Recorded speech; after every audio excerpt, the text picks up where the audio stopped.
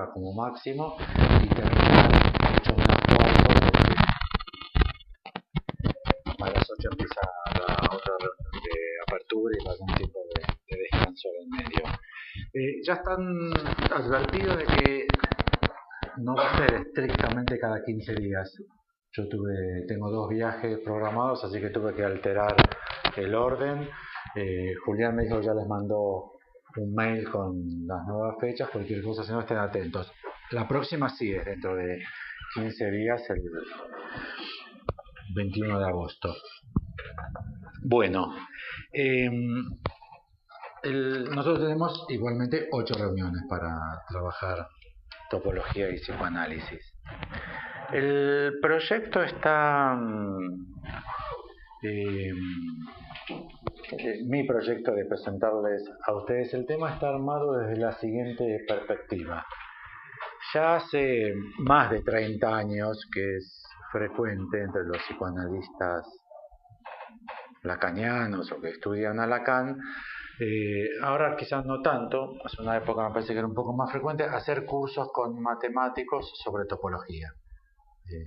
Quien más, quien menos, los analistas de bastantes años han hecho algún curso con algún matemático sobre topología, o alguno puede llegar a tener en su casa un libro de topología.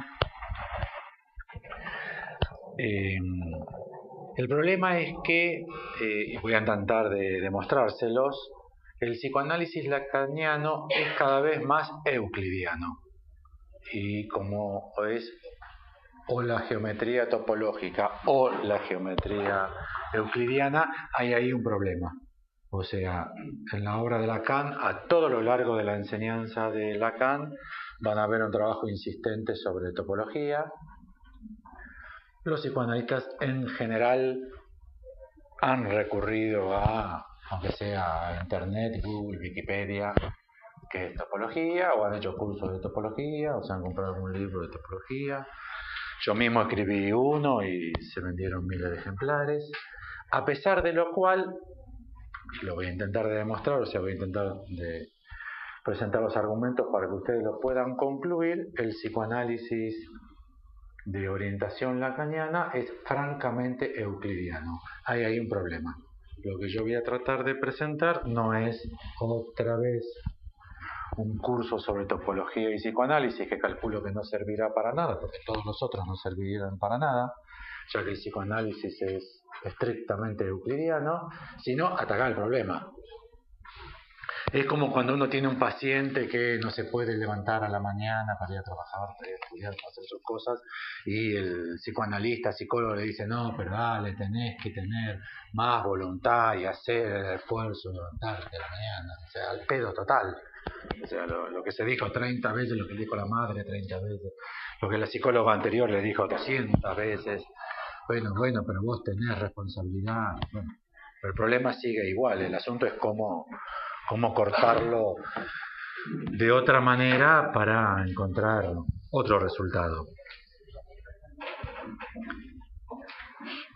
Más aún, luego de ya de más de 30 años de fallecido Lacan, este problema que les presento, el de la cada vez mayor separación del psicoanálisis lacaniano respecto de la topología, ustedes lo pueden medir, la distancia, la pueden medir por la persistencia de la extrañeza. O sea, sigue siendo una extrañeza para el mundo lacaniano la cuestión de la topología. E incluso, ¿por qué Lacan utilizó topología? Hay una respuesta, de hecho se publicó ya bastante sobre esa respuesta, que en su forma más docta tenía la fórmula de Lacan tenía transferencia con las matemáticas. Lo que en este uso espurio del término transferencia quiere decir que a Lacan le gustaba la matemática. ¿Conocen el chiste del Papa? Que la quiere bien tetona. No, bueno, después se los cuento. El chiste termina perché me piace. Si lo resolvemos así, no resolvemos nada. O sea, si decimos que Lacan utilizó topología porque le gustaba y que Freud utilizó geometría euclidiana porque le gustaba, que muere el tema, no hay nada para decir, queda todo resuelto en una estética, en gustos. Y el problema de la extrañeza sigue tal cual. O sea, en general, nadie entiende por qué, en el sentido conceptual y racional, Lacan articuló plenamente, casi completamente, al psicoanálisis de su creación con la topología. Con lo cual, para ir atacando ya el problema en el nivel en el que se encuentra, les propongo que el trabajo que vamos a hacer, más que topología y psicoanálisis, se trata de responder a la pregunta de qué geometría le corresponde al psicoanálisis. Y ya allí la primera advertencia, que ya no es solo un problema en psicoanálisis, sino que es un problema que yo sepa mundial, o sea, no conozco salvedades a este problema, y es que lo que se conoce como geometría, lo que se enseña en el colegio primario como geometría y lo que se enseña en el colegio secundario como geometría, o sea, la educación universal, no después la que en las facultades donde un matemático ya estudia con corrección el problema, es que se dice que se enseña geometría, hoy vamos a estudiar geometría, y en realidad lo que se enseña es una geometría. Y ahí ya hay un problema. Siendo que hay tantas geometrías, ¿por qué si se enseña una, se supone que esa es la geometría? ¿Entienden? Ahí ya hay como un recubrimiento de una geometría sobre todas las geometrías en el nivel más peligroso, que es en el nivel de la enseñanza universal. Lo que se le enseña a todo el mundo es francamente incorrecto y engañoso. Y es que se enseña una geometría cuando en realidad hay muchas.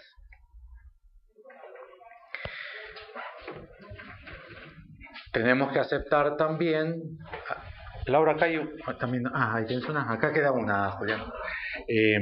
Tenemos que aceptar también, es imperioso que al menos trabajemos con la idea de que así como hay varias geometrías, hay varios psicoanálisis. En su época, en mi época, esto era algo francamente conocido, porque había psicoanalistas freudianos, habría psicoanalistas kleinianos, empezaba a haber psicoanalistas lacanianos y quedaba claro para todo el mundo que estos tres psicoanálisis, al menos, hay más también, nombré los tres más famosos, eran muy distintos en sus principios, en sus conceptos y en su forma de ser practicado. Hoy esto ha quedado notablemente reducido a un mix donde se supone que hay algunas diferencias superficiales, pero que el psicoanálisis es uno. ¿Y por qué se llegó a la idea, al menos tácita, de que el psicoanálisis es uno? Lo que se puede decir el psicoanálisis es por la firme convicción de que el psicoanálisis y el psicoanalista surgen a partir de la experiencia. Y entonces, como todos tenemos experiencia, todos los que somos psicoanalistas tenemos experiencia, finalmente todos seremos psicoanalistas iguales. Ya que si es producto de la experiencia, todos le decimos al paciente que se le ocurre, acuéstese, le decimos nosotros cualquier cosa que se nos ocurra, cualquier cosa que se le ocurra al paciente, y de eso surge psicoanálisis. Pero como es de la experiencia, las diferencias teóricas, conceptuales, de dirección de la cura, quedan subsumidas dentro de este esta gran concepción de que el psicoanálisis es un producto de la experiencia. Esto tenemos que trabajarlo nosotros también, porque se enseña muy universalmente. Cuando yo digo universalmente, si alguno encuentra una salvedad, alcanza con decirla para que caiga mi argumento. Es muy fácil, me expongo totalmente. Yo digo todo el mundo, aunque ustedes digan yo conozco al menos uno que no. En mi colegio me enseñaron que hay muchas geometrías, ninguno levantó la mano, y todos fueron a la primaria, a la secundaria. Quizás alguno no terminó la secundaria, pero bueno, más o menos por ahí estamos. es que también se supone que la geometría surge de la experiencia. No hay prácticamente página de internet que sea de divulgación y no conozco casos de primaria y de educación primaria y de educación secundaria donde, sí. También hay que entender por experiencia, ¿qué definición das? Lo dejamos para los últimos 10 minutos las preguntas.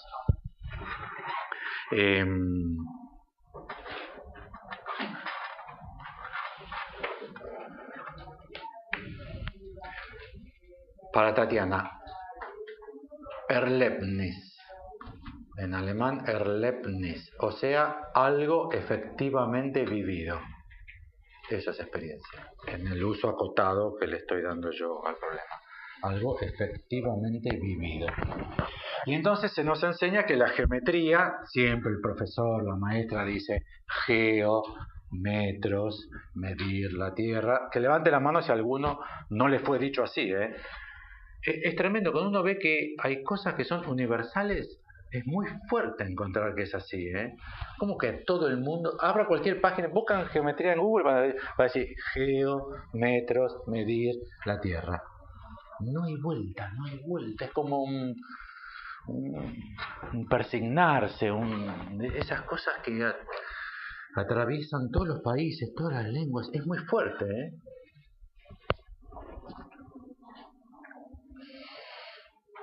Así que se supone que como el río Nilo subía todos los años y tapaba las tierras y volvía a bajar, los campesinos tenían que volver a calcular la superficie de sus terrenos y entonces la geometría surgió como necesidades prácticas y a partir de la experiencia, o sea, de sucesos acaecidos efectivamente y vividos por la gente que acumulando este conjunto de experiencias llega a la ciencia.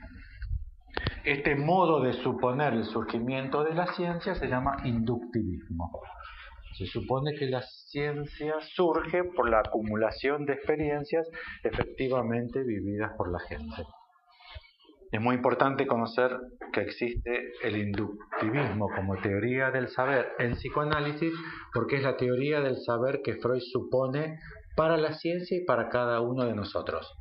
Freud dice que todos nosotros tenemos experiencias, que vamos acumulando esas experiencias, que después las articulamos y que de allí surge el saber.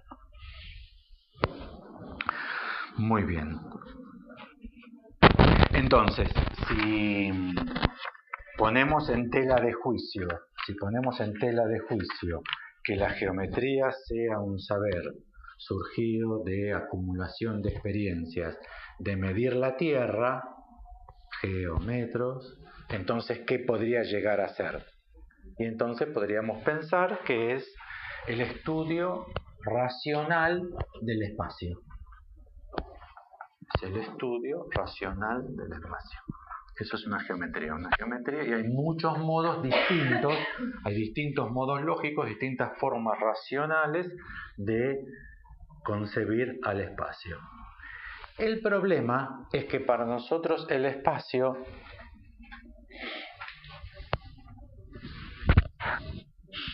es un conjunto, participa de un conjunto de elementos. Siempre es muy importante establecer cuáles son los elementos básicos sobre los que uno trabaja. Esto desde Aristóteles al menos está stoikeion, los elementos para Aristóteles. El problema en suponer que la geometría es una ciencia racional del espacio es que para nosotros espacio, tiempo, materia y energía, que es el cuaterno de elementos básicos para la modernidad, tiempo, espacio, materia y energía, también participan de este mismo problema. Todos suponemos que conocemos, que sabemos que es tiempo, espacio, materia y energía. Ya alguno de ustedes estará pensando, sí, pero yo tendría problemas para definirlo. Sí, es verdad. Somos capaces de admitir que tendríamos problemas para definirlo, tendríamos que parar un poco la máquina y empezar a pensar cómo los definiríamos, pero todos estamos absolutamente persuadidos de que esos son los 4 elementos, que nosotros los conocemos, que sabemos qué es energía, qué es materia, qué es tiempo y qué es espacio, más aún que eso ha surgido de la experiencia, y no solo que eso ha surgido de la experiencia, sino que son plenamente conocidos, que no hay preguntas hoy abiertas como sobre materia, energía, tiempo y espacio. Seguramente, seguimos con el test match. Yo digo que todos ustedes, y alcanza con que uno de ustedes levante la mano para que caiga mi argumentación. Seguramente para todos ustedes la energía es como una fuerza, la materia es como una sustancia, el espacio es un continuo infinito de 3 dimensiones que se pueden recorrer en ambas direcciones. Es un continuo infinito de 3 dimensiones que se pueden recorrer en ambas direcciones. ¿Entienden, no? Hay derecha, izquierda, yo puedo ir para izquierda y puedo ir hacia derecha. Hay arriba y hay abajo, yo puedo ir para arriba y para abajo. Y yo puedo ir para adelante y para atrás. Eso es lo que es espacio para todos nosotros. Y el tiempo, no estamos advertidos, es un poquito más raro. Es un continuo infinito de una dimensión que solamente se puede recorrer en una dirección. Es unidimensional y solamente se va del pasado al futuro. No se puede ir del futuro al pasado. Eso es lo que todos sabemos de los 4 elementos fundamentales, que es muy importante pensarlo porque son los 4 elementos fundamentales de lo que para nosotros es lo real.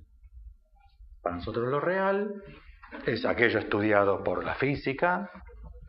Ya se sabe lo que es tiempo, espacio, materia y energía, y suponemos que eso ha sido plenamente conocido, que eso ha surgido de los miles de años de experiencias acumuladas que tenemos los seres humanos en conocer lo real al universo.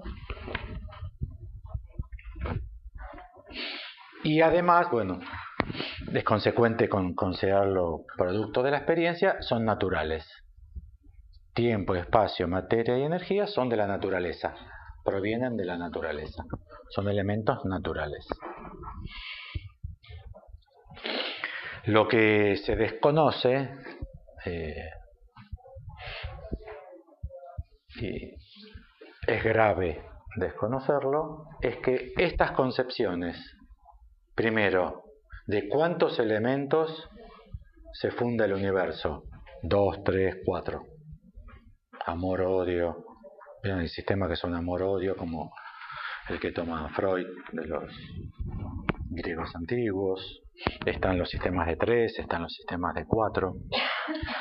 Que sean energía, materia, tiempo y espacio, que sean concebidos como fuerza, sustancia, un continuo infinito de 3 direcciones en 2 sentidos y un continuo infinito de una dimensión y una única dirección, lo que no sabemos es que es producto de una determinada ciencia, de una determinada filosofía y de una determinada religión. ¿Entienden lo que estoy diciendo? Que no son productos de la naturaleza y que no los hemos conocido por experiencia, que son concepciones muy firmemente enraizadas en todos nosotros que provienen de ciencias, filosofías y religiones distintas.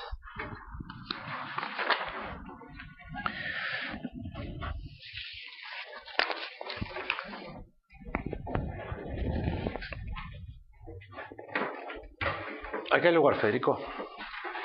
Sí, acá tienes lugar. Está faronado.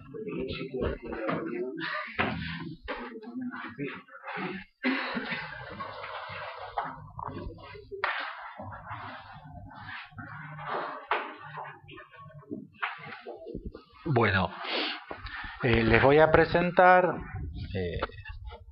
sucintamente, de la forma más abreviada y debo admitir que de la forma más intuitiva, más naif en sentido extracto del término, concepciones que ya tienen 100 años o más, un poco menos, para advertirles a ustedes que quizás deban desconfiar que la energía sea una fuerza, que la materia sea sustancia, que el tiempo y el espacio sean infinitos en 3 o una dimensión. Por ejemplo, la energía, la definición moderna de energía para la física, en esto hoy todavía en la física, luego de 40, 50 años, no hay otro modelo superador de este. La energía es una constante numérica, no es una fuerza. La concepción de energía como fuerza, como lo que mueve, es una antiquísima concepción de hace 2500 años, que hoy esa fuerza no se la admite en ninguna física moderna. Es tan solo una constante numérica. Si quieren pensarlo, podrían ir a revisar por donde estos problemas empiezan a encaminarse, que es el problema de la entropía. 120, 130 años de antigüedad. En Lacan lo pueden estudiar en el seminario 12, donde Lacan dice: no pierdan de vista que la energía, estamos hablando, nos entendemos, no estamos hablando de energía psíquica, pulsión, goce, libido, de eso estamos hablando, O sea, para que, cuando uno, como yo arranqué por donde arranqué, quizás ustedes pueden estar creyendo que no hablamos de psicoanálisis. Lo que yo les propongo es que hay muchas formas de concebir este problema y que estamos quizás en el meollo mismo de las cuestiones psicoanalíticas, porque en psicoanálisis casi todo se piensa como causado y se piensa como resoluble por la vía de la energía. Mucha pulsión de vida, poca pulsión de vida, mucho libido, poca libido, mucho goce mortífero. Todas esas son metáforas energéticas de una energía concebida de determinada manera. Lo principal que yo quiero transmitirles es que estén advertidos que es una concepción que para colmo es muy antigua y no es lo que sostiene la ciencia moderna. Hay otro problema más. Quedó embarazada la abuela. Éramos pocos y parió la abuela. Para nosotros, que la energía sea una fuerza, que la materia sea una sustancia, que el tiempo sea un continuo infinito de una dimensión y una dirección, y el espacio de 3 dimensiones y 2 direcciones, para nosotros eso es científico. Y no es científico. Nosotros lo sostenemos con muchísima seriedad, con muchísima tranquilidad. Es lo que le explicaríamos a cualquier niño que nos pregunte, un nene: papá, Dios existe, papá, ¿qué es el tiempo? Ya podrían ir pidiendo un turno para el niño. Depende de qué edad. Si tiene 32, como los niños de ahora, 35, podrían no pedir un turno. Pero si un chico de 5 empieza con ¿qué es el tiempo, papá? ¿Qué es el espacio? ¿Será un genio o un criminal? El problema es que para nosotros esas definiciones son científicas. Más aún creemos que es ciencia moderna. Les doy un ejemplo de los tremendos equívocos que hay con la ciencia moderna. Es un ejemplo maravilloso, es tremendamente, maravillosamente lacaniano. Lacan cita, desde los seminarios 1 y 2, Lacan está totalmente advertido de este problema. Está totalmente jugado en el conocimiento de este problema y las distintas posiciones epistémicas y científicas entre el modelo freudiano y el modelo que él va a proponer. Y trae a colación de ese problema Dios nos juega los dados, que es mal difundido, una frase dicha por Einstein, pero en realidad es parte de una correspondencia Einstein-Born. Hay un hermoso libro de las cartas entre Einstein y Born, donde Einstein le dice a Born: ¿usted cree que Dios juega los dados, yo no. Eso es lo que dice Einstein a Born, no Bohr, el sueco, Born. Lacan lo cita, conociendo explícitamente de qué se refiere. De hecho, lo cita en el seminario donde trabaja el principio de incertidumbre de Heisenberg. Y todo el mundo cree que es ciencia moderna lo que dijo Einstein de que Dios no juega los dados. Y en realidad lo que está citando Lacan es el error garrafal de Einstein, porque se verificó experimentalmente, en el sentido no de Erlebnis, sino del experimentum mentis de la ciencia moderna, que efectivamente la estructura de la materia en el universo conocido es probabilística. Entonces Dios sí juega los dados. ¿Se encuentra el tremendo malentendido? Nosotros tenemos una concepción absolutamente estable de lo que es ciencia, de lo que es lo real, y suponemos que nuestra concepción de lo real es coincidente con nuestra concepción de la ciencia. Pero todo lo que conocemos como ciencia y como lo real es o una ciencia antigua, Newton, o una ciencia antigua, porque Newton ya no es ciencia física moderna. Ya no conviene decir Newton como física moderna, porque si decís Newton la física moderna no tenés cómo referirte a de los siglos XX y XXI, que subvierte absolutamente la física de Newton. Y el error garrafal de Einstein sigue siendo para nosotros la verdad de la ciencia. Con lo cual observen que nuestro obstáculo epistemológico, como dice Bachelard, para acceder a estos problemas es enorme. ¿Entienden? Bueno, entonces, energía es una constante numérica, como si dijésemos energía es 37. En un sistema, antes de la operación, hay 37 elementos, luego de la operación se verificará que hay 37, eso es la energía, la constante numérica. De vuelta, si lo quieren pensar, al menos tienen que arrancar de 1870 con entropía. Al menos arrancar de 1870 con entropía. Nosotros en psicoanálisis trabajamos tiempo, espacio, materia y energía. Materia y energía nosotros la trabajamos en el modelo freudiano. En el modelo freudiano es materia más energía. Este más es lo que se llama, lo que Freud llamó Besetzung, que es la catexia. No sé si conocen la palabra catexia. O la carga, o la investidura, no sé cuál será la palabra. No sé que Freud leen. Sí, Ballesteros y Amorortu. Alemán directo, claro. Bueno, por eso les puse Besetzung. Como yo sabía, me imaginé que lo leían en alemán directo. Investidura.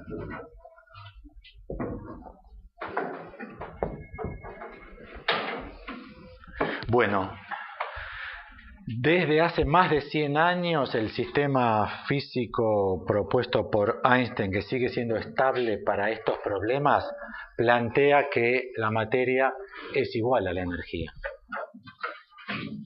Y para nosotros, entienden que se disuelve el problema de la investidura, ¿no? Porque hay transformación. La materia se convierte en energía y la energía se convierte en materia. Les doy principios muy conocidos y realmente antiguos, más de 100 años, difundidos en libros de divulgación de a cientos, de a miles, que no entran en el sentido común. El problema es que para nosotros el sentido común no es sentido común, es ciencia establecida. ¿Entienden, no? El malentendido que se produce, que nos impedirá conocer nunca la ciencia, porque estamos convencidos que ya lo que sabemos es científico.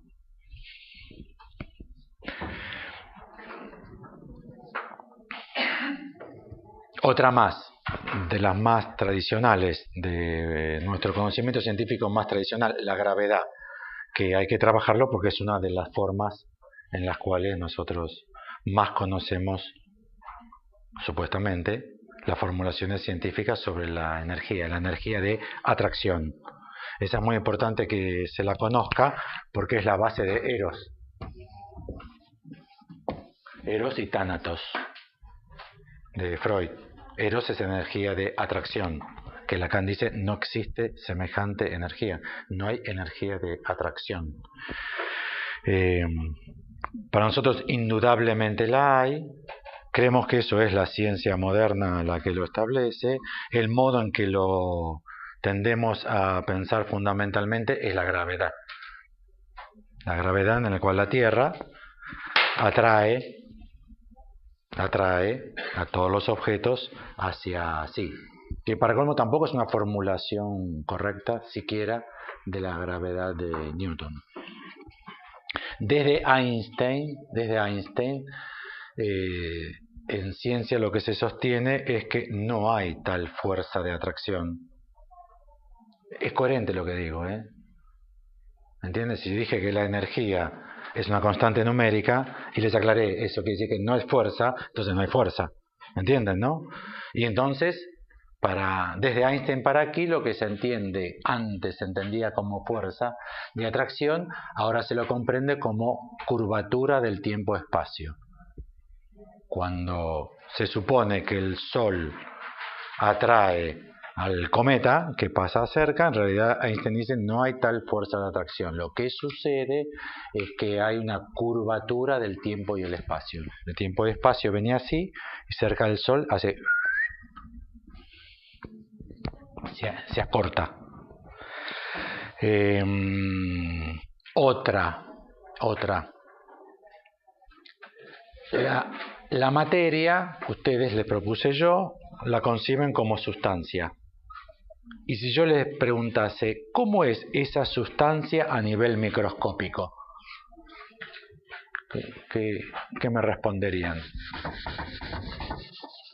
Yo estoy convencido, si no estudiaron el problema, si estudiaron el problema, ya no, porque si estudiaron el problema lo saben como yo. Yo estoy convencido que ustedes creen que la materia subatómicamente son un montón de pelotitas. Chiquititas. Tan chiquitas que ni se ven. Ustedes agregarían, no, con un microscopio sí se ven. Todo falso.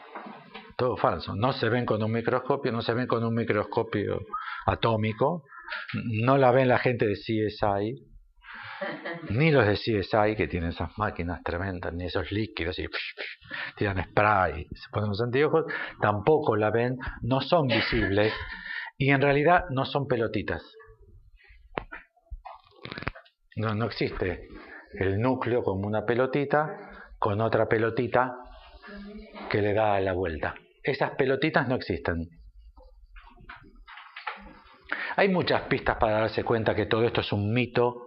El problema es que es un mito cultivado durante 2500 años que arma un cinturón protector fuertísimo. Por ejemplo, ¿nunca les llamó la atención que sean redonditos? Que de hecho se establece una analogía entre la estructura del sistema solar, por ejemplo, Totalmente. Y del átomo. Totalmente. Lo que pasa es que el sistema solar tampoco es así. Es tremendo. Es para cortarse las bolas, como diría mi viejo.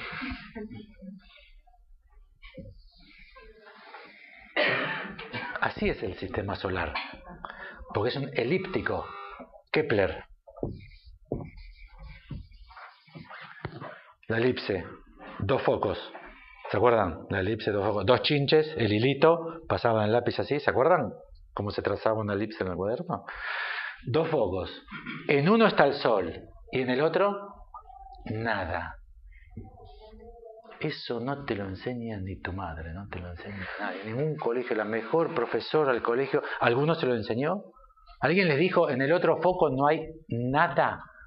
Ese es el salto entre Copérnico de Freud, el narcisismo, la vida narcisística, todo el verso de Freud, porque para Freud hay un núcleo central, sustancial, y la sustitución de Copérnico por Kepler, que propone Lacan, ya que es Kepler el que descubre que es elíptico, y al ser elíptico, como hay 2 focos, lo tremendamente difícil de aceptar es que uno de los focos de la elipse que organiza el sistema solar está vacío.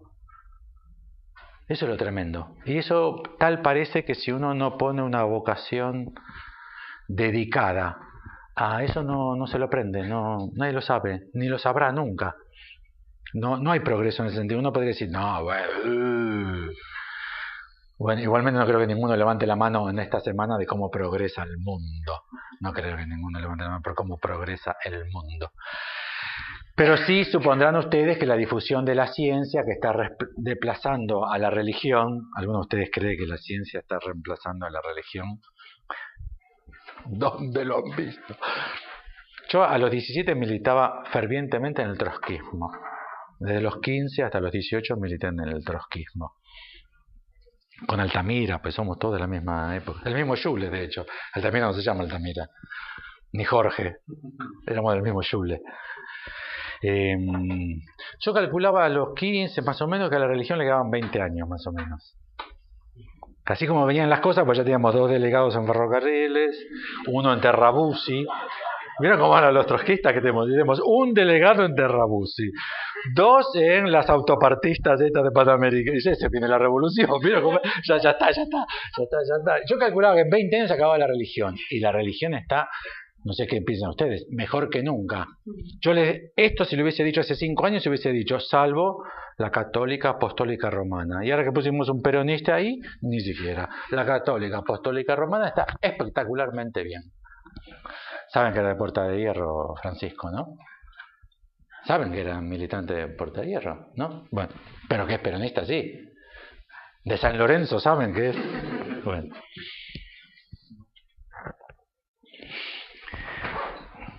Más aún. Si ustedes me dijeran, ¿y entonces qué son? El protón, el electrón, ¿qué son? Son entes matemáticos. Esa es su esencia intrínseca. Que el investigador tiene la posibilidad de hacer funcionar como onda o como partícula. Eso se llama dualidad onda-partícula. Si el investigador quiere, el electrón se comporta como un granito de arena chiquitito.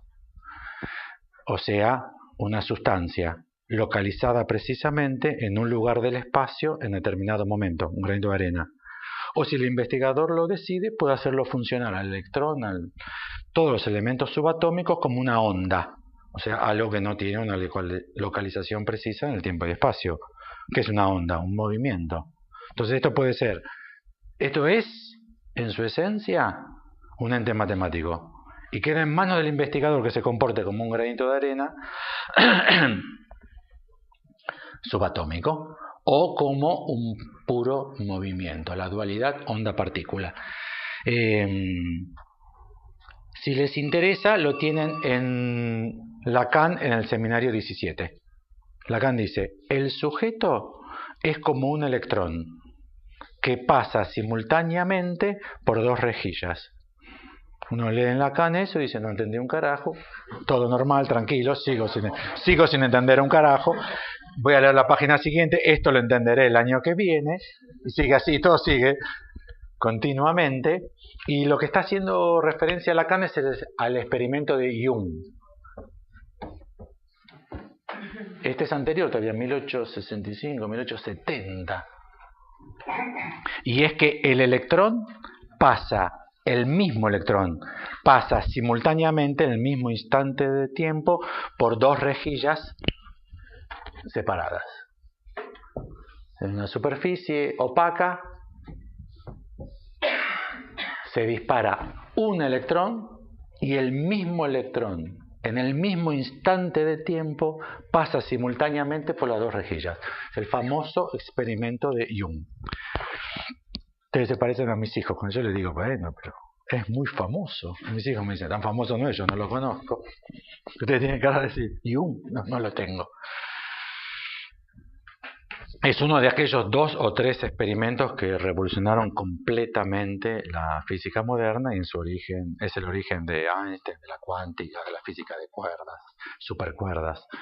Esta pavada, pues una pavada que quebró al mundo. Es como si yo le dijese que para ese día es como un grano de arena pasando en el mismo instante de tiempo por 2 agujeritos separados. Imposible. ¿Ustedes dirían? Imposible. Bueno,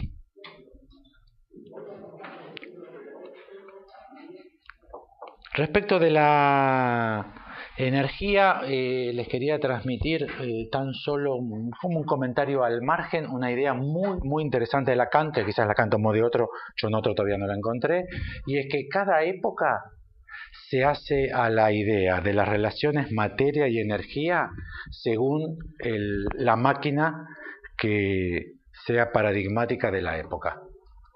Entonces, si ustedes quieren pensar cómo los griegos antiguos pensaban materia y energía, lo tienen que pensar con el carro empujado por esclavos, caballos, es lo mismo.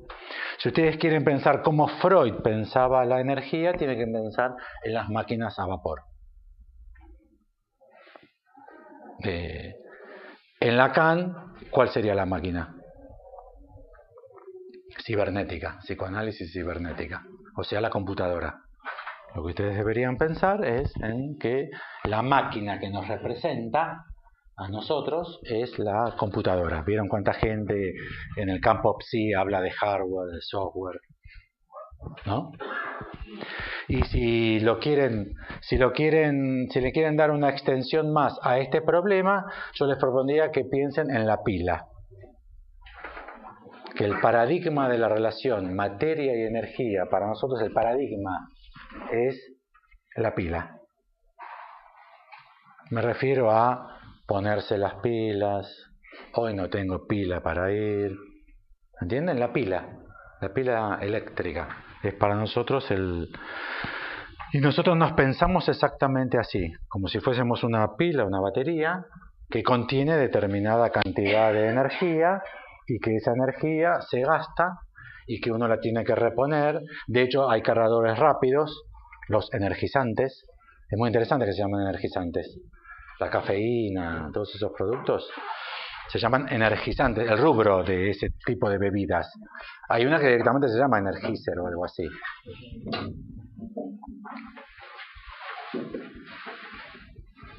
Y el comienzo de la reelaboración de toda esta problemática, el comienzo de la reelaboración sistemática de toda esta problemática lo pueden encontrar en Lacan si revisan en el seminario 2 las elaboraciones que Lacan hace sobre la represa hidroeléctrica.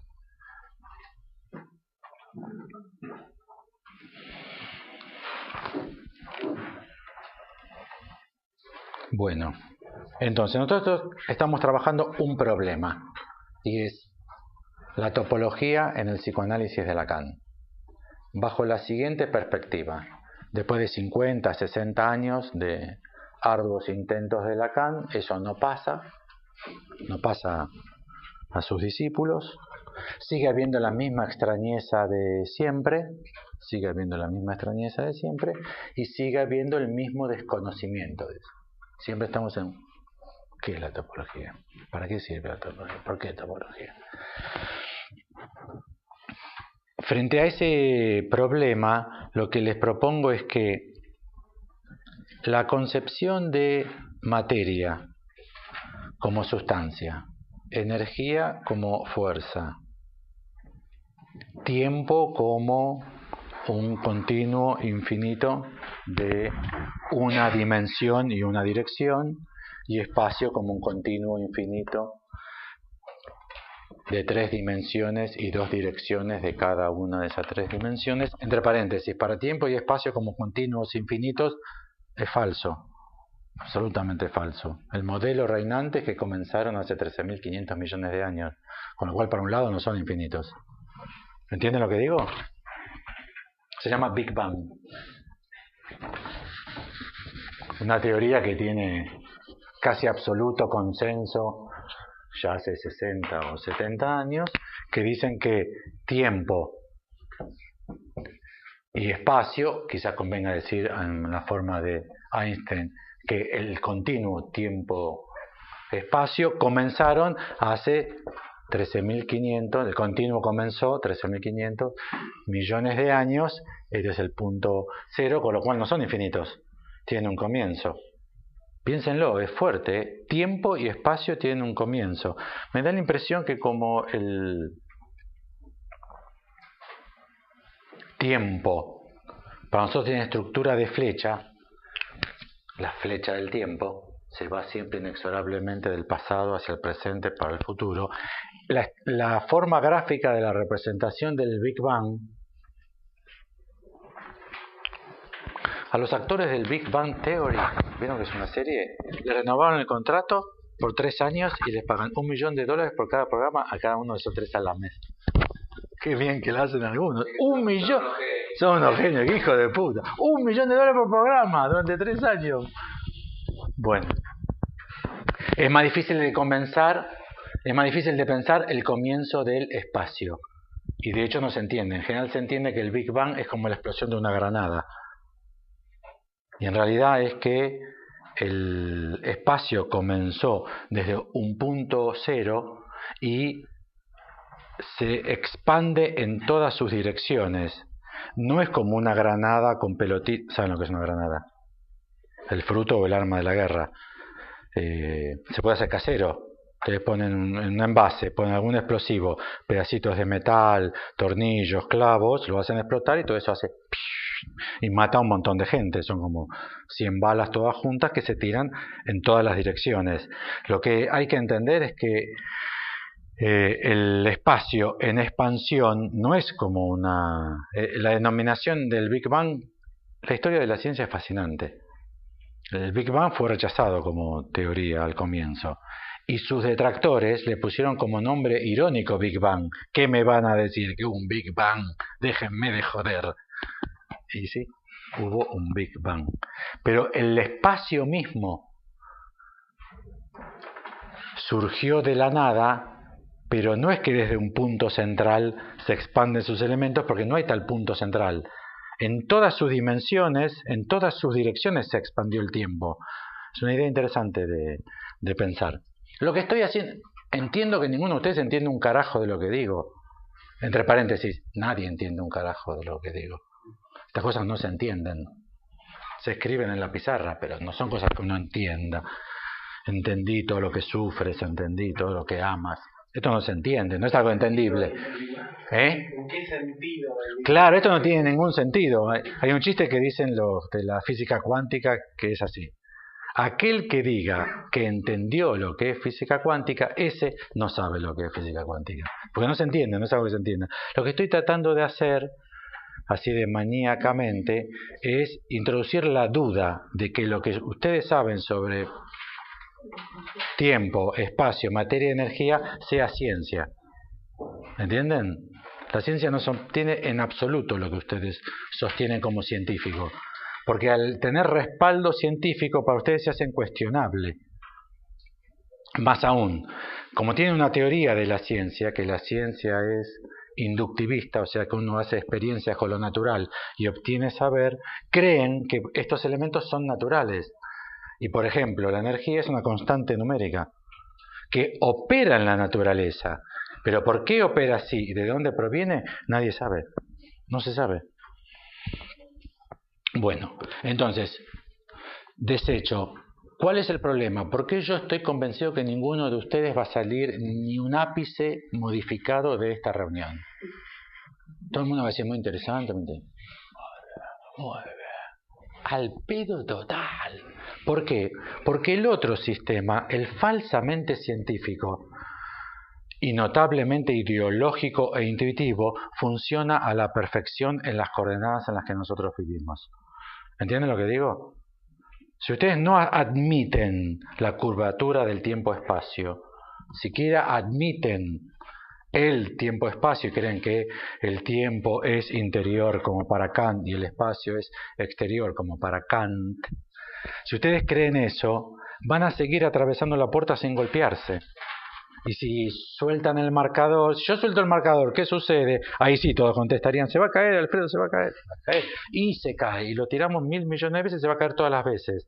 Con lo cual se trata de dos legalidades, una falsamente científica y la otra verdaderamente científica, que para el nivel de relación y de movimientos planetarios que nosotros vivimos, la que conocemos como científica pero que es intuitiva funciona a la perfección. ¿Entienden? Por ejemplo, si sacan a la Virgen a darle una vuelta a la plaza ¿qué chances tienen reales de que llueva después de la sequía? Vieron que en los pueblos del interior del país, si durante mucho tiempo no llueve, ¿qué hacen? Va el intendente, habla con el cura, sacan a la virgencita, le dan una vuelta a la plaza y llueve. Ese es un chiste, porque estamos todos convencidos de que no llueve. Pobres giles, todavía están tomados, no sé de qué tipo de misticismo primitivo, ¿entienden? Ustedes confían en el pronóstico meteorológico, que saben que tiene un rango de efectividad relativo y que todavía no hay un método eficaz que se conozca para hacer llover. Y que si sacan a la Virgen, se masturban o asesinan un rinoceronte, las chances no se modifican. Siguen siendo las mismas. Para ustedes eso es científico, ¿entienden? Mientras que sacar a la Virgencita para ustedes es producto de una ideología, de una religión, que no tiene nada que ver con la ciencia. Pero ustedes creen que lo que ustedes sostienen sí tiene que ver con la ciencia. En realidad no tiene que ver con la ciencia, al menos con la ciencia con la que se está transformando. ¿Vieron lo que pasó ayer? Acoplaron una sonda a un cometa. No sé, más o menos, si no me equivoco, 35 millones de kilómetros de acá. 10 años. 10 años que viaja. Hace 10 años que viaja el pequeño artefacto, 35 millones de kilómetros de acá. O sea, el culo del mundo.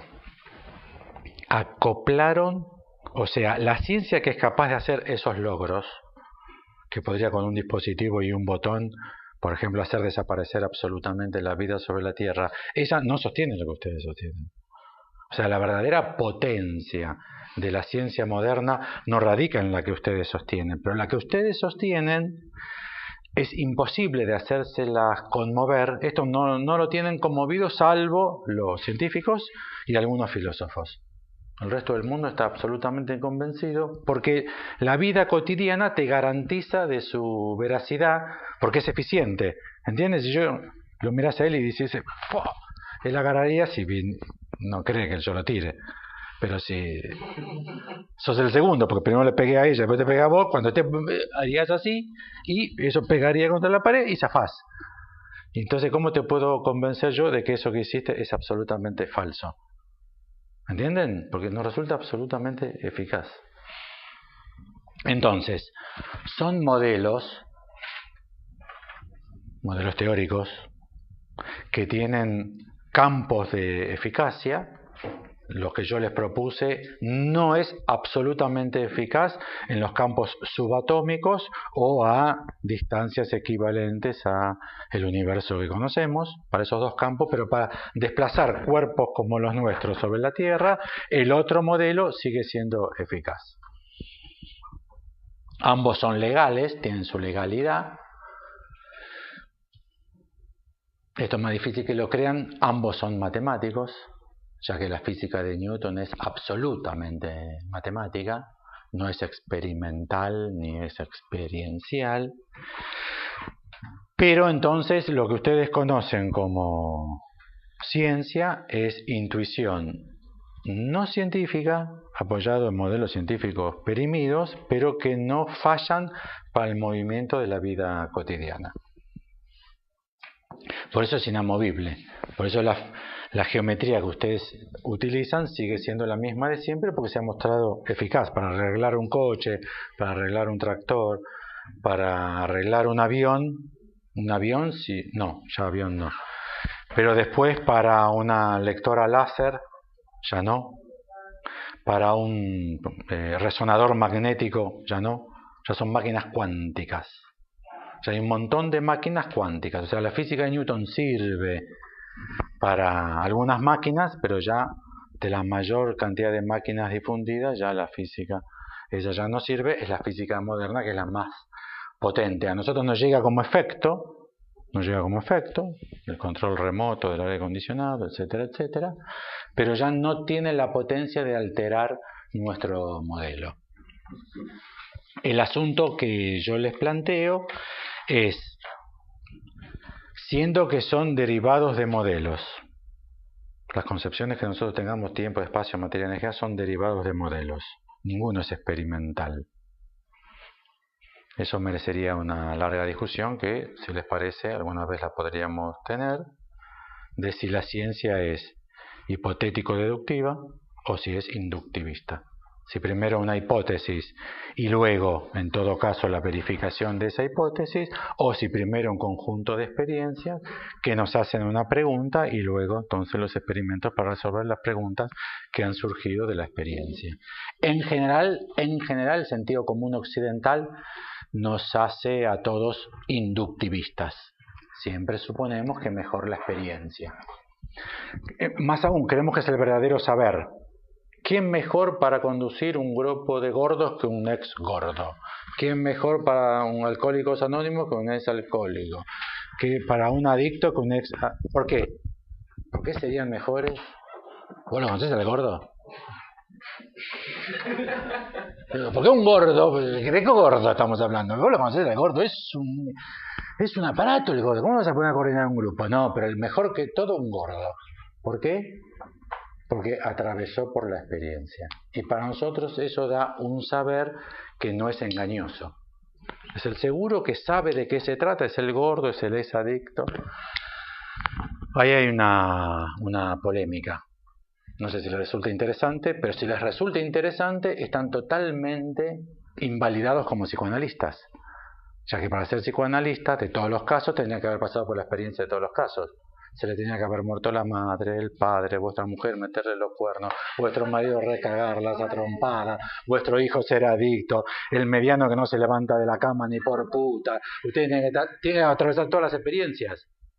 O el analista es alguien... Y entonces, guarda porque hay soluciones, no se crean. Eso se llama rejilla protectora del núcleo teórico. En el modelo de Lakatos, Imre Lakatos, está muy bien pensado. Ahí se dice, no, el analista sí surge de la experiencia del análisis. Y esa sería una experiencia universal. Después de esa experiencia ya serías capaz de atravesar cualquier experiencia. ¿Por qué? ¿Alguien me puede explicar que no sea recurriendo a Freud lo dijo o Lacan lo dijo, que entre paréntesis, gracias a Dios, el huevo izquierdo, no dijeron eso, gracias a Dios, esa boludez no la dijeron? ¿Alguno de ustedes me puede decir por qué? ¿Por qué un tipo de experiencia te haría capaz de ser práctico, clínico para atacar todas las experiencias? ¿O habría necesidad del psicoanalista especialista? ¿Me entienden? Que esa idea ya la trabajamos un poquito. Psicoanalista de niños, psicoanalista de parejas, psicoanalista de familia, los que buscan trabajo, que ponen niños, adolescentes, pareja y conflictos de estrés. ¿Vieron en la publicidad que te ponen? Son problemas, son problemas. Muy bien. Nosotros entonces vamos a encarar solo un andarivel. Solo un andarivel, que es el del espacio. Entonces vamos a trabajar concepciones del espacio. Hay muchas. Esto es, hay muchas geometrías. 3 tienen que conocer. Hay decenas. 3 tienen que conocer para seguir los argumentos de Lacan. La geometría euclidiana. Una topología, hay muchísimas topologías. Una que no tienen un sistema de nombres absolutamente estabilizado. Podríamos llamarla topología de superficies. Frechet y Kifan la llaman topología combinatoria. Y la proyectiva. Esas 3 geometrías muy antiguas, totalmente agotadas, sin ningún avance teórico, todas cerradas a partir de 1900, ya no hay investigación en esas, solamente se enseñan lo que ya se sabe. La investigación en geometría, en el estudio lógico del espacio, ya no pasa ni por la geometría euclidiana, ni por la topología de superficies, ni por la proyectiva. Bueno, entonces geometría no es la medición de la Tierra, geómetros es el estudio del espacio. Y es interesante que piensen que para algunas fuentes de nuestro espíritu epistémico también era el estudio de las relaciones lógicas abstractas, no del espacio, el estudio de las relaciones lógicas abstractas. Pista para que lo piensen: ¿por qué Platón hizo poner en la entrada de la academia, en el frontispicio, que no entre aquí nadie que no sea geómetra? Primero, ¿por qué no puso matemático? ¿Entienden? ¿Por qué no puso filósofo? Ya estaba filósofo en la época de Sócrates, Platón y Aristóteles, ya estaba el término filósofo. Que filosofía es bastante más tardío, pero filósofo no crean que está desde el comienzo de los tiempos. En determinado contexto surgió filósofo. ¿Por qué se puso geómetra? Que no entre aquí, porque también es importante saber que al menos de las geometrías y de la historia hay que tomar en cuenta al menos tres: babilónica, egipcia y griega. Las dos primeras sí son experimentales, pero la griega es abstracta. Por eso Platón hizo poner que no entre aquí nadie que no sea geómetra.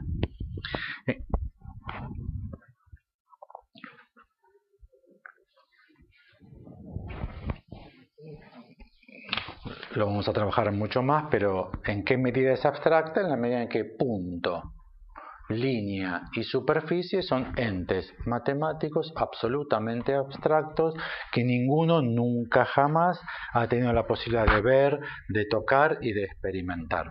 Son ideas absolutamente abstractas y al menos los elementos de Euclides se fundan en esos elementos abstractos. Si revisan los elementos de Euclides, van a ver que se trabaja directamente con punto, línea, y las definiciones son formales y abstractas y jamás a nadie se le ocurrió que tenía que ver con ninguna medición de ninguna tierra. El problema de vuelta está en que efectivamente la tierra se mide en hectáreas, que están una buena $20.000, $30.000, ya se miden, al milímetro se miden ahora. Con lo cual siempre tienen que tener ustedes en cuenta que los sistemas están en colisión. ¿Entienden? Que aquellas cosas que no entendemos es porque son parte de un sistema y nosotros nos tendemos a alojar en otro sistema y el choque de los sistemas es lo que nos produce la confusión, el no entiendo, no se entiende. Bueno, entonces, la geometría que nosotros vamos a trabajar como un estudio lógico del espacio, bajo determinadas condiciones, surge de la geometría griega, geometría que se caracteriza por ser absolutamente abstracta en sus fundamentos. Estaría bueno que reflexionen que ustedes jamás han visto punto, línea, superficie. No sé si hace falta que lo revisemos, lo revisamos. Punto, línea, lo gordito, para que se vea de lejos. San Pablo, en Brasil. Punto, línea, no sé cómo sería, la maestra diría superficie. No sé si hay un rectángulo prolijito como una telita, como un mantelito haría. Bueno, esto no es un punto, ya que es una representación de una superficie de 2 dimensiones que tienen más o menos 5 milímetros de lado. ¿Lo ven, no? Con lo cual, punto jamás se puede representar, porque por más chiquito que yo lo haga, si es visible, tiene 2 dimensiones. ¿Ven las 2 dimensiones? ¿Entienden la idea de 2 dimensiones? Línea. La línea también tiene 2 dimensiones. En este caso, 15 centímetros de largo y tendrá 3 milímetros de ancho. Quiere decir que la línea tampoco nunca se puede representar. Pero igual tiene 3, porque puntitos de tinta que la dibujan. Tendría la superficie de 2 micrones, que sería entonces un objeto tridimensional.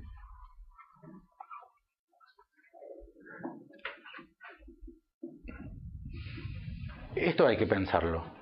Me parece que es interesante. A nosotros que somos casi todos psicólogos, y si hay algún médico presente, es algún médico medio psiquiatra, por ejemplo, o psi de otra manera, y que estudiamos al hombre, también a la mujer, todos y todas vamos a estudiar, y la psique, o la psiquis, o la mente, o el sujeto, que es un cortocircuito muy trucho que se usa en la modernidad para que uno no quede capturado en ninguna de esas. Si el sujeto todo te entiende, no saben qué carajo está diciendo el hombre, la mujer, la psique, la mente, el pensamiento, nadie sabe. Lo más interesante es por qué nunca nadie les dijo que un punto no es representable. Eso es lo más interesante. Ahí está. Ustedes ahí pueden, cuando 6.000 millones de personas sostienen algo que es evidentemente falso, elementalmente falso, y a cualquier... Uno de los primeros libros de topología que yo me compré, hace 30 años no había muchos libros de topología, es el de Dienes, que es un tipo que enseña a las maestras de jardín de infantes a jugar los juegos de los cubos con los chicos. ¿Ven el rincón de cubos? No sé si todavía hay. O ahora hay rincón de tablet, rincón de tablet, rincón de tablet y rincón de tablet. Son buenísimas las tablets. Los chicos casi ni respiran. Si están rompiendo las pelotas, vos le das una tablet. Yo el otro día vi a un pibe de 18 meses. 18 meses. Hacía así. Sentadito, no se le cayó. Decía... ¿Para pasar la página? Bueno, Dienes. Y es un libro de topología para chicos de 5 años. Y enseña todas las cuestiones fundamentales de topología. Esto se entiende a los 5 años. Este libro debe tener 40, 50 años. Dienes es un matemático muy encargado de la difusión pedagógica de la matemática. Lo más interesante es que esto no se diga. Otra pista más para pensarlo es que siempre el circulito, ¿no? Siempre el circulito. Siempre van a encontrar el núcleo atómico y el electrón, siempre van a haber pelotitas. Ustedes van a ver pelotitas por todos lados. Siempre son pelotitas. El huevo de Freud. Uno podría decir, bueno, está bien, me cago en la diferencia. Sí, ustedes se cagan en tantas cosas, pero ¿por qué no hacen como... Hay como una religión, no me acuerdo, una cosa media mística, que hace como una cosa así. ¿Por qué no hizo una cosa así Freud? Ustedes dirán, una boludez. No. La llamó el huevo del individuo psíquico. ¿Por qué un huevo? Justo un huevo. ¿Saben cuál es la clave del huevo, no? Para pensar el problema freudiano. La yema.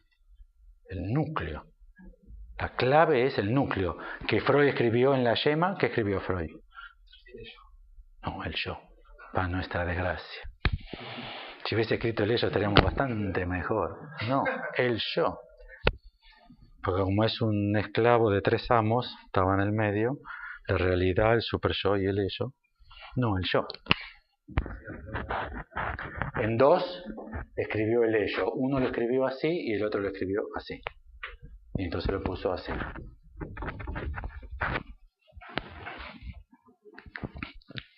Bueno. Entonces, nosotros vamos a hacer un trabajo absolutamente referido a modelos teóricos. Esto existe por modelos teóricos y a partir de modelos teóricos. La pregunta del millón es como el Big Bang. ¿Y de dónde surgen los modelos teóricos? La respuesta es de otros modelos teóricos. Si ustedes me dicen, no me hinche las pelotas, me refiero al primero. El primer modelo teórico, ¿de dónde salió? No, ahí ya no les puedo contestar yo de uno anterior, porque ustedes ya me cagaron por el lado del primero. Eso es muy interesante de pensar. No es un problema muy alejado del problema de la primera palabra. Un lenguaje que tiene palabras, vamos a hablar groseramente, un lenguaje tiene palabras. ¿De dónde surgen las palabras? Por ejemplo, televisión es una palabra. Los lenguajes europeos modernos surgieron entre el 900 y el 1000 después de Cristo. Francés, italiano, español, inglés, todos esos. Bueno, televisión no estaba. Gracias a Dios esa palabra no estaba. Surgió después. Bueno, con lo cual las palabras van surgiendo. Cosmonauta tampoco estaba. Fueron surgiendo de tal manera que nosotros podamos decir la primera palabra. ¿Cuál fue la primera palabra? Ahí depende muchísimo de la teoría del lenguaje que ustedes tengan. Si la palabra refiere a la cosa y debe ser o coger, vamos a coger, así menos villero podría haber sido dicho, vamos a coger, negra, vamos a coger una, y la otra podría ser oso, que quería decir más o menos salgamos rajando que nos rompen el culo. Pueden ser los osos, más probable que sea la tribu de al lado. ¿Vieron cómo es, no? Con los osos nunca hubo gran problema, el problema fue la tribu de al lado. Lo puede empezar por ese lado, lo puede empezar por otro lado todavía más interesante, que es el primer hablante. Que es un problema teórico genial, ¿eh? El primer hablante. ¿De dónde surge el primer hablante? Para las neurociencias modernas, de una mutación genética cerebral. Sí, pero ¿con quién carajo hablaba? Seguro que el primer hablante fue una mujer. Eso concedido. Y no con el marido, que nunca quiere hablar, así que no puede ser el marido. El primer hablante. ¿En qué idioma hablaba el primero? Lo puede empezar por otro problema. Siempre del mismo núcleo. ¿Cuál es el grito humano? Los perros ladran. Los gatos maullan. ¿Los seres humanos? Esta pregunta la hace Agamben y es muy buena. ¿Ven que hay un problema de borramiento de lo anterior? No lo tenemos. No tenemos el grito humano. ¿Cuál es el grito humano que caracteriza a la especie humana? Podríamos estudiar los de los chicos lobos, ¿no? Kaspar Hauser. Hay como 10, niños lobos, hay como ya descritos como 10 ya. Digo porque se parece mucho al Big Bang. Pero parece que hay un momento de inicio donde ya está todo. Donde ya está todo lo que tiene que estar para ese momento. Cosmonauta y televisión en el 900 después de Cristo, no. Pero parece que hay un instante a partir del cual se puede decir, están todos los elementos ya en juego, y a partir de antes no estaba ninguno. Ustedes podrán decir, no puede ser. No puede ser, si es que hay tantos elementos, si el día 1 de enero, ¿cómo puede ser que el 1 de enero del año 900 surgieron todas las palabras del español y el 31 de diciembre de 1899, antes del brindis, no había ninguna? Si dijesen ustedes que estaban en la mitad, ya estamos en el mismo problema, porque 2 días antes tiene que haber un cuarto, 2 días antes un octavo, ¿entienden? Y tendríamos que llegar a la primera palabra. Son problemas lógicos tremendos. Trabaja una película de Gondry, ¿De? Michel Gondry, de La ciencia de los sueños. Es un libro francés que se llama Rita Chomsky. Y es la última. Ajá. Y trabaja sobre este tema del lenguaje. Para que se den cuenta que ustedes el problema pasa después. Podríamos hacer como un grupo. Julián, podríamos hacer un grupo con todas las direcciones de mail y un lugar para distribuirnos, por ejemplo, bibliografía y vos pasarnos. Yo no conozco ni al director. Y empezar a ayudarnos, porque esto, si no te ayudas con algo, esto es para estudiar mucho, pero si no te ayudas con algo, y no me refiero a cocaína, marihuana, a otro tipo de ayuda. Bueno, para este problema, Saussure tuvo que crear una palabra, que es sincronía, que nosotros confundimos con simultaneidad. Simultaneidad es lo que le pasa al electrón pasando por las 2 rejillas en el experimento de Jung. Pasan simultáneamente. 3 horas, 59 minutos, 59 segundos. Después aparece el 4, el 0, el 0, el 0 y el 0. ¿Cómo aparecen? Todos juntos. Eso es simultáneo. Desde Einstein hay que agregar desde la posición del observador, porque es relativo. Lo que puede ser simultáneo en cierta posición de observador, en otra posición del observador puede suceder primero una cosa y luego otra. Observen cómo han quedado trastocadas casi todas nuestras categorías de pensamientos fundamentales. Sincronía es un concepto teórico que solamente responde a este problema. o el problema del lenguaje o el problema de la estructura. Y es que ha habido el lenguaje, todos los elementos están todos juntos desde el comienzo. Ha habido estructura, todos los elementos están conjuntos desde el comienzo.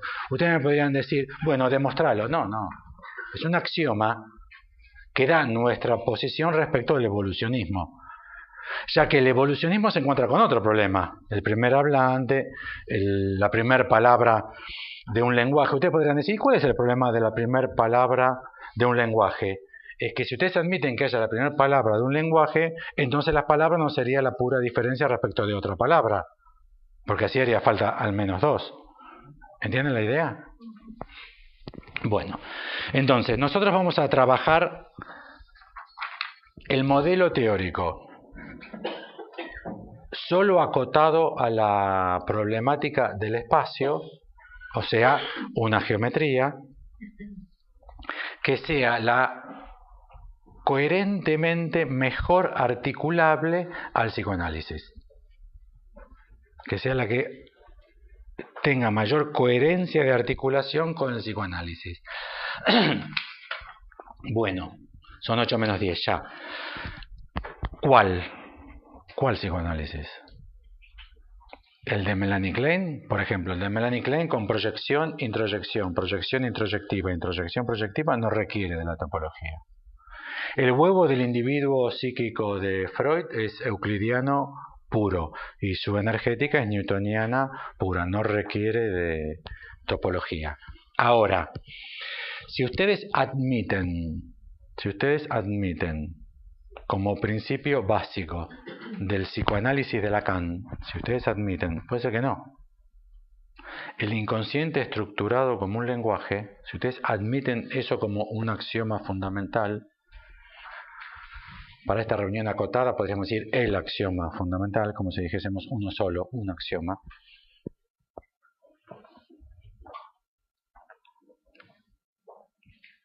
El problema al que nos lleva el lenguaje es el del inconsciente estructurado como un lenguaje, o sea, un lenguaje que se piensa como una estructura de elementos.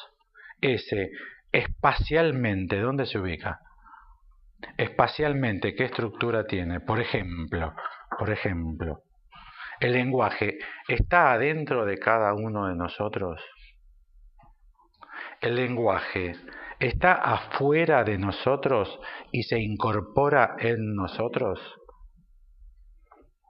¿Qué espacialidad le corresponde? Porque si el inconsciente está estructurado como un lenguaje, y ustedes no admiten, ninguno me contestó, pero ustedes no admiten que el lenguaje esté adentro de cada uno de nosotros, no podría ser. Pero tampoco podría ser que esté afuera. Si no, ¿yo cómo hablo? ¿Qué es? ¿Qué? Saco de afuera, pongo adentro. Si nosotros establecemos eso, entonces tenemos que admitir que el inconsciente tampoco. Si el inconsciente está estructurado como un lenguaje, y ustedes admiten que la espacialidad del lenguaje requiere, por ejemplo, no trabajar inexorablemente con figuras geométricas que respondan taxativamente a dentro o afuera,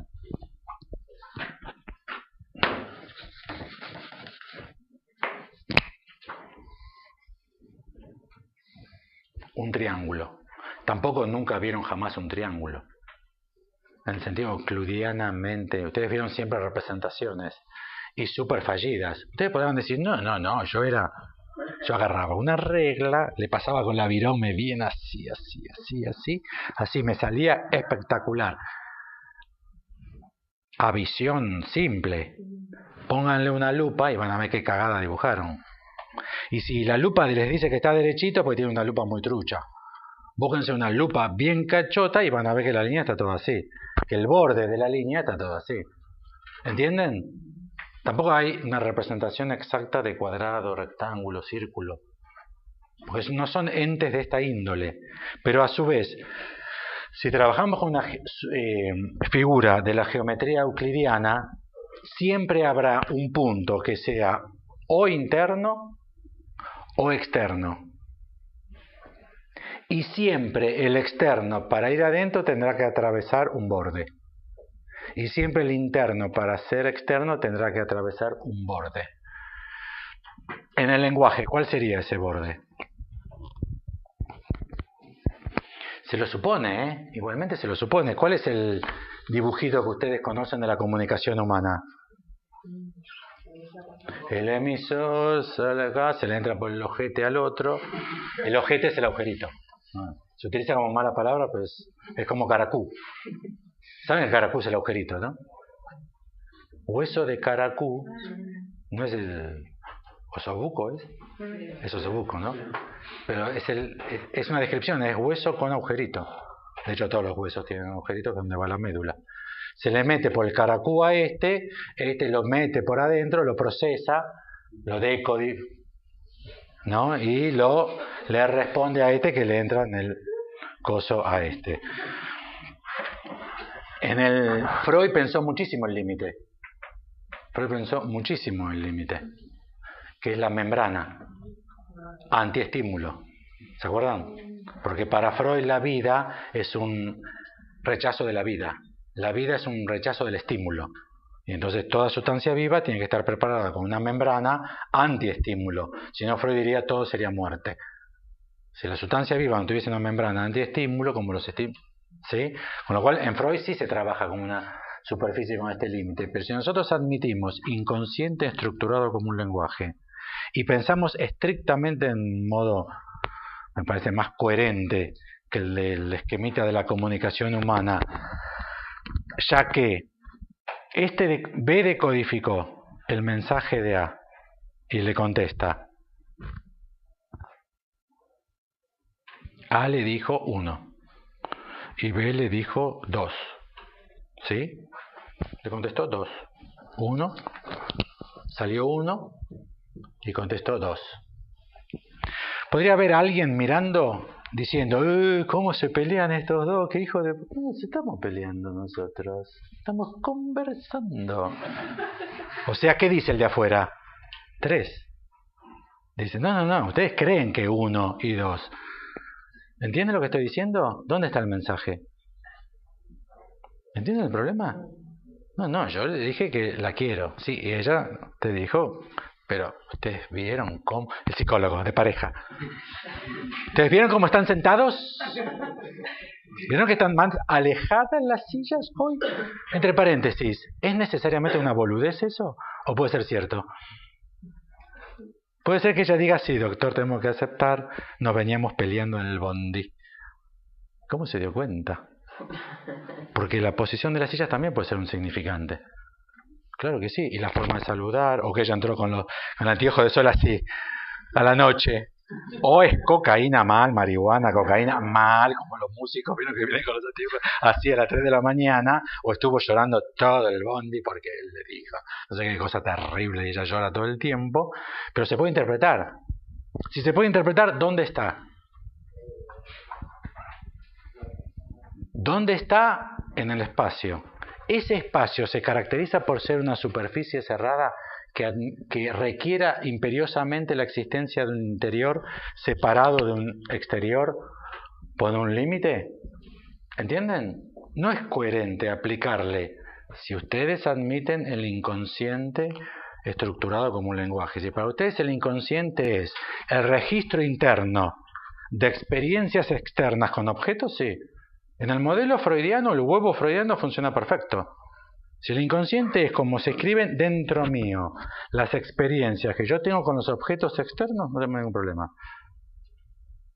Si el inconsciente está estructurado, se nos acabó el tiempo, no vamos a poder trabajar estructura.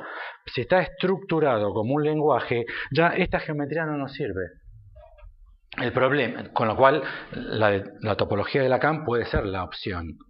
El problema es que para que sea opción, ustedes tienen que estar advertidos que esta no es la única geometría. De hecho, no es siquiera la geometría que hoy está impulsando a la ciencia sus grandes descubrimientos. Einstein, para la teoría de la relatividad, requirió de la utilización de la topología. Sin topología no hay relatividad. ¿Entienden? Que todo el avance explosivo de la ciencia moderna ya no son con estas geometrías. Son con otras que son muchísimo más potentes, que para nosotros no existen debido a que estas nos resuelven perfectamente bien los problemas de la vida cotidiana, salvo aquellos para los cuales es consultado a un psicoanalista. No quiero comer más, estoy gordo como un sapo y sigo comiendo, yo no lo entiendo. Yo quiero adelgazar, no quiero comer, odio ser gordo, hace 30 años que odio ser gordo y sin embargo como. ¿Cómo puede ser? ¿Entienden el problema? Si yo no quiero, ¿cómo puede ser? Y como yo hago lo que yo quiero, entonces ahí hay dos soluciones. No es de usted, no es yoico el problema, es del otro. Pero entonces, ¿cómo entender si el otro está afuera, que opere desde adentro? Porque el gordo siente hambre, ganas de comer. No está tan distraído, no dice hambre, porque después de 3 pollos, ¿qué va a decir hambre? 17 empanadas, no sé, gordo, hambre no puedes tener. No, pero tengo unas ganas de comer. Ah, eso sí. O hay una energía interna, voraz, que pide más y más y que el padre en la infancia del gordo no puso bien el límite, entonces el goce, ¿entienden? Pero no pierdan de vista que aunque un modelo explique mejor el otro, los viejos modelos siguen trabajando para producir respuestas. A la gran cantidad de adicciones modernas, el psicoanálisis responde suponiendo más energía interna, ¿entienden? Hay más goce en la modernidad. El goce está más mortífero ahora que antes porque los padres están más flojos para reprimir ese goce porque la caída de la autoridad paterna. Entonces, como los padres están más pollerudos, entonces el goce está más ilimitado y entonces como está más ilimitado, consume merca. O sea, lo que vamos a intentar hacer es... la próxima ya vamos a empezar con banda de Möbius. No traigan tijeritas ni papel ni nada, lo voy a hacer yo. Es mucho más práctico, si no ustedes van a bajar la vista, van a empezar y se pierde mucho tiempo y no resultan. No hay que hacer la experiencia de cortar. Yo voy a traer tiritas por la insuficiencia teórica que tenemos todos para pensar qué carajo pasa si cortas una tirita de papel.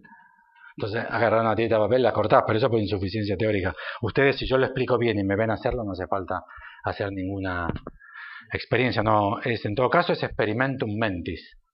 Tienen que pensarlo y tendrían que poder resolverlo mentalmente. Si no lo pueden hacer es por flojera.